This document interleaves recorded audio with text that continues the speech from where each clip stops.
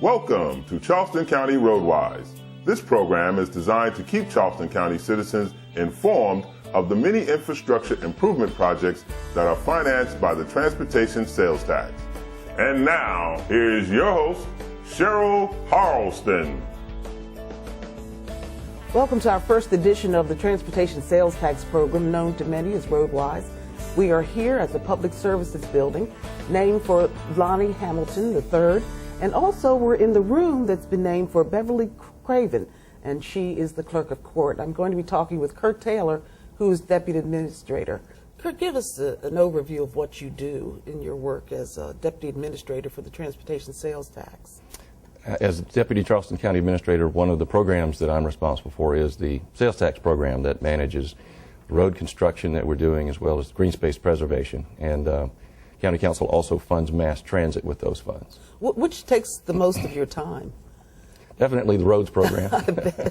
I bet. It's over $800 million over the 25-year life of the sales tax, and doing a lot of good things for transportation improvements in the county. Is it true that you're hoping to raise about $1.3 billion? 1.3 is the maximum that we can raise over 25 years. Now, you're also an attorney, Yes, and you ma'am. have a background in law. How does that help you with this job?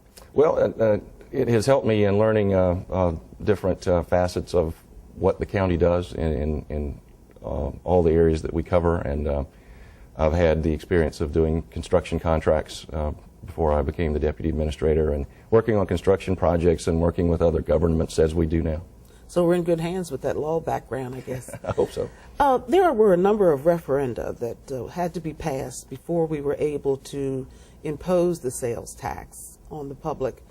When was the first and then the second, and how did the public accept raising taxes at this time? The first referendum was in 2000, believe it or not, and it failed because the public voted against it. A variety of reasons or theories about that.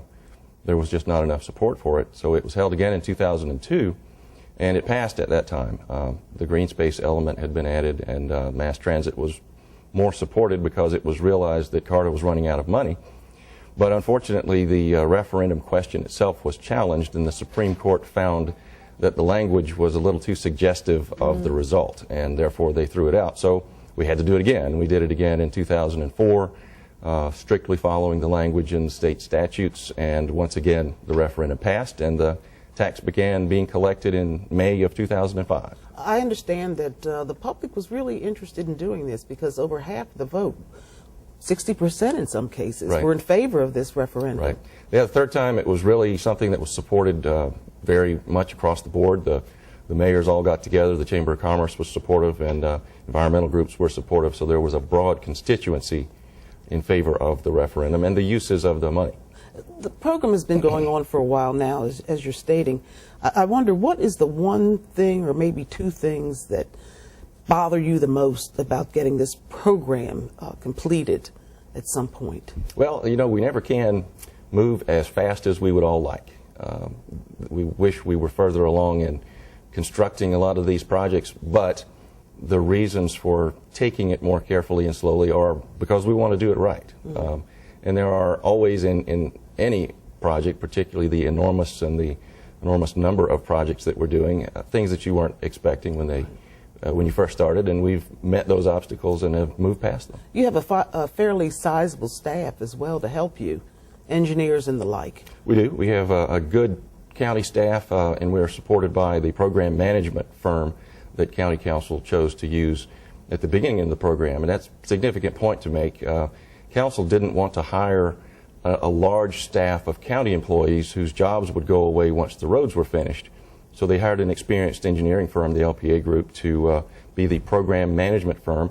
And then we've supplemented that with county staff, and then we've added a few county staff as we transition away from the program management concept to where ultimately we will be managing it all with county staff. I have to ask you for the rewards as well. We know the challenges now, but the rewards are great, aren't they? They are. We have been very happy with the literally hundreds of projects that we have finished since 2006. Some of them are simple resurfacing jobs, but others are new sidewalks that make it safer for children to play and to get from one place to another, improved intersections that help with traffic flow and help people get where they're going more quickly, and then Others are the large projects, such as the Palmetto Parkway Phase 2 that we'll be ribbon cutting on very soon. That will be a tremendous help to traffic in North Charleston. Absolutely. And I was just thinking as well that today the cost of everything is sky high. Right.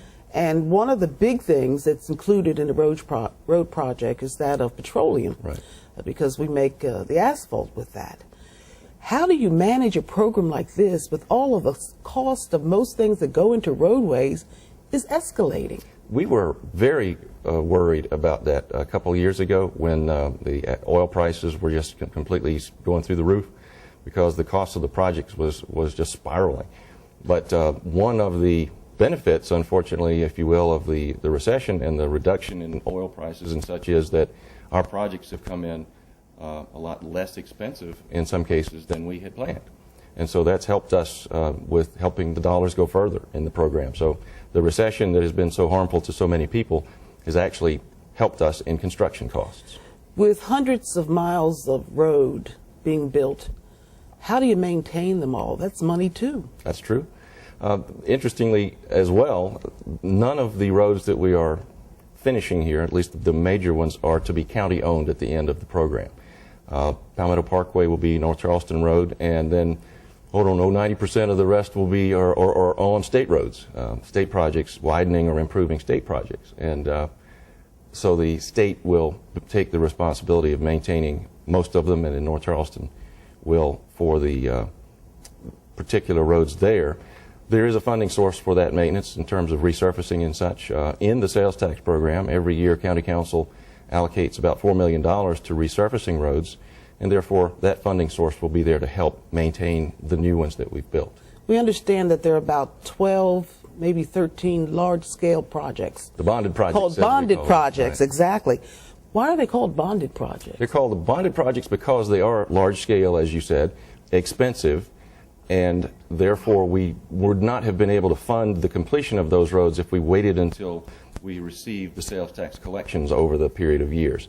So County Council had held 2 referenda in 04 and 06 to ask the public to give them permission to issue bonds to get the cash needed for those projects up front so that we could go ahead and get them finished while the costs were low and while the need was great. That's one way to beat inflation, I guess. That's right. Finish them early. It's working for you. It is, it is, it is. Thank you so very much, Kurt Taylor. Thank you.